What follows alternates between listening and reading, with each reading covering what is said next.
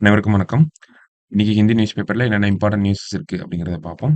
முதல்ல பார்த்தோம் அப்படின்னா, மலையாளம் ஃபிலிம் இண்டஸ்ட்ரியில ஒரு முக்கியமான நிகழ்வு நடந்திருக்கு. என்ன அப்படின்னு பார்த்தோம்னா, 2017 போல 17, 18 அந்த இயர்ல வந்து நமக்கு ஹேமா கமிட்டி அப்படின்னு சொல்லி ஒரு கமிட்டி வந்து போட்டிருந்தாங்க. எதற்காக அப்படின்னு பார்த்தோம்னா, அந்த இயர் அந்த 17, 18 டைம்ல வந்து நெறைய செக்சுவல் அலிகேஷன் அப்படிங்கிறது வந்திருக்கும். கேரளா ஃபிலிம் இண்டஸ்ட்ரியில முக்கியமான ஆட்கள்லாம் செக்சுவல் அலிகேஷன்ஸ்ல வந்து மாட்டியிருப்பாங்க. ஸோ, அதுக்காக கேரளா கவர்மெண்ட் வந்து ஒரு ஹேமா கமிட்டி அப்படின்னு இவங்க தலைமையில ஒரு ஆணையம் வச்சிருப்பாங்க. அந்த ஆணையம் வந்து அங்க கேரளா மலையாளம் ஃபிலிம் இண்டஸ்ட்ரியில என்ன மாதிரியான விஷயங்கள் நடக்குது அப்படிங்கிறத ஸ்டடி பண்ணி ஒரு ரிப்போர்ட் சப்மிட் பண்ணியிருப்பாங்க. அந்த ரிப்போர்ட் வந்து ஆர்டிஐ போட்டு இப்போ அந்த ரிப்போர்ட்ல என்னெல்லாம் சொல்லப்பட்டிருக்கு அப்படிங்கிறத வெளிய எடுத்திருக்காங்க. ஸோ, அதுல பார்த்தோம்னா நெறையா ஆ ரொம்ப அப்யூசிங் கன்டென்ட்ஸ் வந்து இருக்கு அப்படிங்கிறத சொல்லியிருக்காங்க. ஒரு 235 பேஜ் ரிப்போர்ட்ல பார்த்தோம்னா, நமக்கு முக்கியமா விஷயம் என்ன அப்படின்னு பார்த்தோம்னா, ஆ பெண்கள் வந்து அதிகமா பாலியல் துன்புறுத்தலுக்கு ஈடுபட்டுருக்காங்க அப்படிங்கிறத சொல்லியிருக்காங்க. சரியா?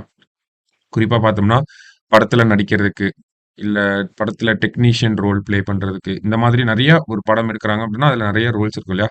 ஸோ, அதுல ஏதாவது பெண்கள் வேலை செய்யணும் அப்டின்னா, ஆ அவங்க செக்சுவல் ஃபேவர்ஸ வந்து எதிர்பார்க்குறாங்க.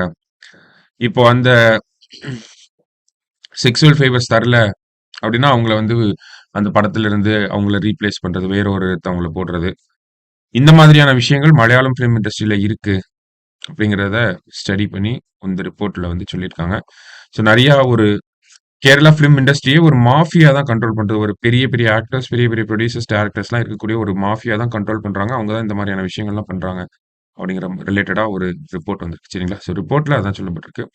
ஸோ நமக்கு கொஞ்சம் முக்கியமான கமிட்டியா இருக்கு. அதர் ஸ்டேட் கமிட்டினாலும் சோசியல் இஷ்யூஸ்லாம் பார்க்குறப்போ செக்சுவல் ரிலேட்டடா வரனால நம்ம கொஞ்சம் தெரிஞ்சுக்க வேண்டியதா இருக்கு. ஹேமா கமிட்டி அப்படின்னா கேரளால போடப்பட்ட கமிட்டிங்கிறத தெரிஞ்சுக்கோங்க. ஹேமா கமிட்டின்னு பார்த்தோன்னா தமிழ்நாடுன்னு போட்டுறக்கூடாது. மலையாளம் ஃபிலிம் இண்டஸ்ட்ரியில இருக்கக்கூடிய இந்த செக்சுவல் அலிகேஷன்ஸ ஸ்டடி பண்றதுக்காக போடப்பட்ட ஒரு கமிட்டியா இருக்கு. சரிங்களா? சரி. அடுத்தது பார்த்தோம்னா, இன்னைக்கு நியூஸ் பேப்பர்ல ரொம்ப கம்மி தான் நியூஸஸ் சரியா? ஸோ இங்க பார்த்தோம் அப்படின்னா, நமக்கு நியூ சீஃப் செக்ரட்டரி வந்து அப்பாயிண்ட் பண்ணியிருக்காங்க. ஸோ இதுக்கு முன்னாடி பார்த்தோம்னா, இறையன்பு அவர்கள் இருந்திருப்பாங்க. அதன் பிறகு பார்த்தோம்னா, நமக்கு சிவ்தாஸ் மீனா அப்படிங்கிறவரு இருந்தார் போன வருஷத்துல இருந்து. இப்போ பார்த்தோம் அப்படின்னா, என். முருகானந்தம் அப்படிங்கிறவர வந்து புது தலைமைச் செயலராக தமிழக அரசாங்கம் நியமனம் செஞ்சிருக்காங்க. ஓகேங்களா? ஸோ இவர பொறுத்தவரைக்கும் பார்த்தோம் அப்படின்னா, தமிழகத்துடைய 50வது தலைமைச் செயலராக வந்திருக்கார். 50த் சீஃப் செக்ரட்டரி ஆஃப் தமிழ்நாடு யார் அப்படின்னு கேட்டா, என். முருகானந்தம். சரிங்களா? ஸோ இவர பொறுத்தவரைக்கும் பார்த்தோம்னா, இவருக்கு ஃபிக்ஸ்டு டென்யூர் அப்படிங்கிறது இருக்காது. ஓகேங்களா? டென்யூர் அப்படிங்கிறது பதவிக்காலம் அப்படிங்கிறது ஃபிக்ஸ்டா இருக்காது. சரியா? முக்கியமான பாயிண்ட். இவருடைய பணிகள் அப்படின்னு பார்த்தோம்னா, principal adviser to chief minister அப்படின்றது இவரோட முக்கியமான பணி. முதலமைச்சருக்கு முதன்மை ஆலோசகராக இருப்பார். சரிங்களா? அதே மாரி head of the civil services of the state. Head of the civil service of the ஸ்டேட்ன்னு சொல்லுவாங்க இவர. மத்தபடி பார்க்குறப்ப, கேபினட் மீட்டிங்ஸ் எல்லாத்தையும் அட்டெண்ட் பண்ணுவாரு. அவையில இருப்பாரு. மத்த ஸ்டேட் கவர்ன்மென்ட் மத்த ஸ்டேட் கவர்ன்மெண்ட்ஸோட கான்டாக்ட் பண்ணிக்கிறது. சென்ட்ரல் கவர்ன்மென்ட்டோட கான்டாக்ட் பண்றதுக்கு அஃபிஷியல் பிரின்சிபல் ஸ்போக்ஸ் பெர்சனா வந்து இருப்பாரு. ஓகேங்களா? இந்த மாரி நெறைய முக்கியமான பணிகள் இருக்கக்கூடிய ஒரு நபர் தான் சீஃப் செக்ரட்டரி அப்படின்னு சொல்றோம். இவர பத்தின விஷயங்கள் நமக்கு என்னென்ன roles and responsibilities of chief secretary அப்படிங்கிறது நமக்கு மெயின்ஸ் பாயிண்ட் ஆஃப் வியூல ஒரு கொஸ்டினாவே வரும். சரிங்களா? பப்ளிக் அட்மினிஸ்ட்ரேஷன்ற டாபிக் கீழ. ஸோ கொஞ்சம் முக்கியமான ஒரு ஆர்டிகல். ஸ்டில் நம்ம மெயின்ஸ் படிக்கிறப்போ இத பத்தி நம்ம தனியா ஒரு கொஸ்டினாவே 15 மார்க்காவே படிச்சிருவோம். சரிங்களா?